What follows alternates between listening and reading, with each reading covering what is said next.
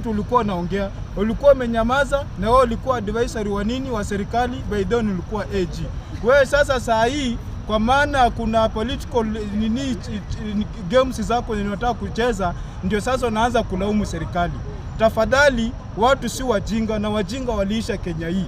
Hii mambo ya kutuona sisi ni wajinga, ati sasa una create propaganda, unajiosha. Sio, tunajua wewe ni ile nyani tunaijua, ile ya kawaida kwa kala yake tunaijua. Sasa ni mtu najaribu kubadilisha.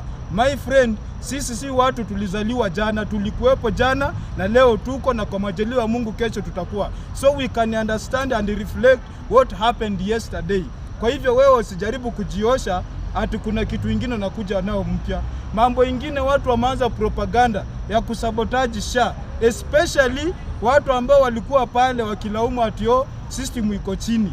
System kama iko chini, kwani wewe simu yako ijai kuwa na system chini? Wewe wanu jai ona wifi yako imeenda chini? Sisi ni vitu za kawaida, alafu mnachukulia advantage ya kwenda kupayuka ati SHA haifanyi.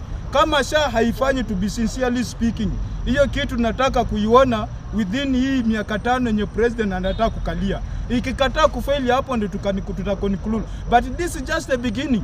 It is just the beginning. Na kama kitu ndio inaanza, mnaanza kuipinga na mjaona result zake, ni kumaanisha nyinyi ni watu ambao mko na vitina, na watu wako na vitina mingi na hii serikali. Na kwa hivyo mimi ningependa kuconclude nikisema watu kama wako na shida zao za UDA as a party. Mimi pia ni mwanachama wa UDA. Pale kwa UDA sisi wenyewe tuliweka exchequers, tukaona hapana, huyu na huyu anafaa kae hapa, tukafanya rearrangement.